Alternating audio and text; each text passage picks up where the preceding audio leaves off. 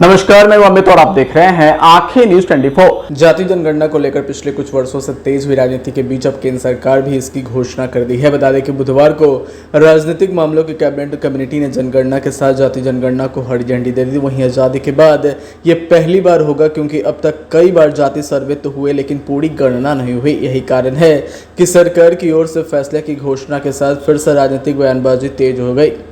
तो वहीं मामले में जन सूरज पार्टी के सूत्रधार राजनीतिक रणनीतिकार प्रशांत किशोर ने नवगछिया में कहा कि जाति जनगणना तो केंद्र सरकार अभी घोषित की है। बिहार में जाति जनगणना 2 से 3 वर्ष पूर्व हो चुका है। वहीं आगे प्रशांत किशोर ने यह भी कहा कि यहाँ पर तो सवाल यह पूछा जाना चाहिए कि जो जाति जनगणना हुआ उसमें जो नतीजे निकले उस पर सरकार ने क्या किया। यही भाजपा और नीतीश की सरकार है जिन्होंने कहा था कि 94 लाख गरीब परिवारों को 2-2 लाख रुपये दिया जाएगा, लेकिन किसी को 1 रुपया भी नहीं मिला। जाति जनगणना में ये बताया गया है कि सिर्फ 3% दलित समाज के बच्चे 12वीं पास कर रहे हैं, 5% से कम अति पिछड़ा समाज के बच्चे 12वीं पास कर रहे हैं। तो सरकार ने उस पर कोई कार्रवाई तो की नहीं। जाति जनगणना करने से समाज का सुधार नहीं होगा। दरअसल जाति जनगणना में जो आंकड़े आएंगे उस पर योजना बनाइएगा, उस पर काम कीजिएगा, तब न सुधार होगा। किताब खरीदने से आदमी विद्वान नहीं होता, किताब को पढ़ना पड़ेगा तब न सुधार होगा। प्रशांत किशोर इतने पर ही नहीं रुके, बल्कि आगे उन्होंने ये भी कहा कि दलितों की गणना तो 78 सालों से हो रही है, मुसलमानों की गणना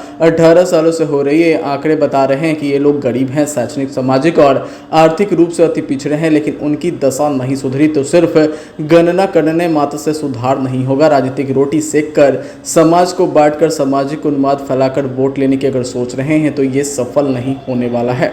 आंखें जो आपका चैनल है उसके लिए और उसके दर्शकों के लिए 2 लाइन की हम शुभकामनाएं अपने ढंग से देते हैं। आप सब में मिठास घुल जाए बांसुरी और बीन की तरह, और लोग आपको भी प्यार करने लगे वैक्सीन की तरह।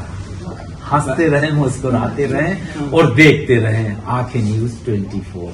राजधानी पटना में कई वर्षों से शिक्षा में उत्कृष्ट योगदान दे रहा है Lohia Nagar mount Carmel high school Kankarbagh Patna, जहां नर्सरी से कक्षा 12वीं तक की होती है पढ़ाई।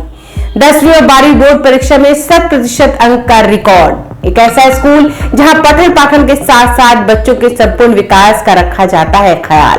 खेलकूद, सांस्कृतिक गतिविधि, मैथ ओलंपियाड, साइंस ओलंपियाड और बहुत कुछ। आज ही कराए नामांकन। नामांकन की प्रक्रिया जारी है। संपर्क करें DS/16 Gayatri Mandir road, housing board colony east, Indira Nagar, Kankarbagh, Lohia Nagar, Patna. हमारा पिन कोड है 800020। पटना में कई वर्षों से शिक्षा में अहम योगदान दे रहा है Gyansthali high school Alamganj Patna city, जहां 10वीं और 12वीं की बोर्ड परीक्षाओं में 100% अंक प्राप्त कर रहे हैं बच्चे। एक ऐसा स्कूल जहां न केवल होती है पढ़ाई बल्कि साथ ही साथ होती है कल्चरल एक्टिविटी, स्पोर्ट्स एक्टिविटी से जुड़े गेम्स, मैथ ओलंपियाड से लेकर साइंस ओलंपियाड, जहां बच्चों के लिए स्कूल कैंपस अत्याधुनिक सुविधाओं से लैस, छोटे बच्चों के लिए वाहन और ट्रांसपोर्ट की विशेष सुविधा। तो देर किस बात की, आज ही कराएं अपना नामांकन Gyansthali high school Alamganj Patna city में, जहां नामांकन की प्रक्रिया जारी है। संपर्क करें पुलिस चौकी Alamganj main road near Alamganj थाना, पटना, बिहार 800007।